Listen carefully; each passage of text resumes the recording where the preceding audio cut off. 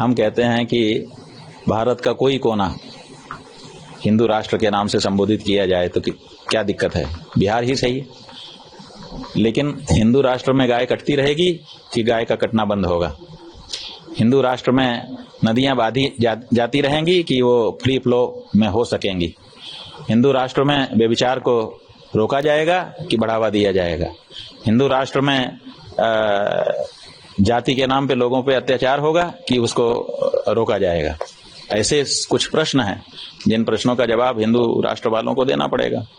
उनको अपना घोषणा पत्र जारी करना चाहिए।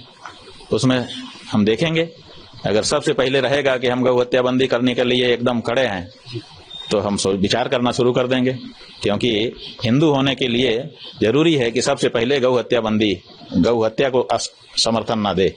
तो अगर कोई नेता है या कोई विचार है तो उसमें गाय को सर्वप्रथम स्थान मिलना चाहिए, क्योंकि हिंदू के घर में रोटी बनती है, सबके खाने के लिए बनती है, लेकिन पहली रोटी गाय को मिलती है।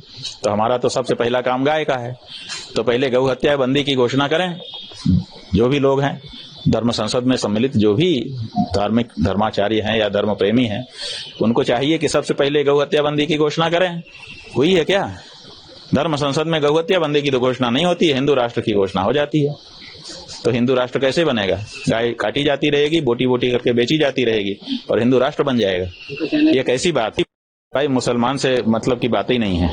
बात तो यह है कि आप हिंदू राष्ट्र की बात कर रहे हो ना, तो हिंदू राष्ट्र में गाय कटेगी कि बचेगी, ये सवाल है। इसका जवाब दीजिए। मुसलमान की क्या बात करते हैं? जो राजा होता है ना, राजा की नजर में उसकी प्रजा एक जैसी होती है।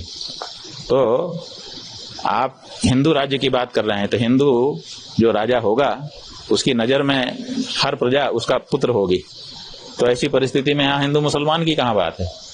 औरस पुत्र की तरह मानता है राजा अपनी प्रजा को, उसके कल्याण के लिए दिन रात चिंतन करता है, किसी को भी दुख नहीं होने देता है।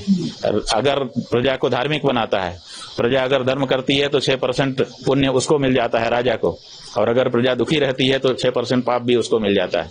तो ऐसी परिस्थिति में प्रजा धार्मिक बनेगी कि नहीं बनेगी, और जो हमारे मान्य प्रतीक हैं उनकी रक्षा होगी कि नहीं होगी, ये सवाल है। इस सवाल का जवाब देने के लिए क्यों आगे नहीं आते हैं लोग? अगर कोई भी पार्टी है वहां पर, देखिए हम लोग तो गौ माता के लिए बिहार के चुनाव में हर विधानसभा से एक गौ माता का प्रत्याशी खड़ा करने जा रहे हैं।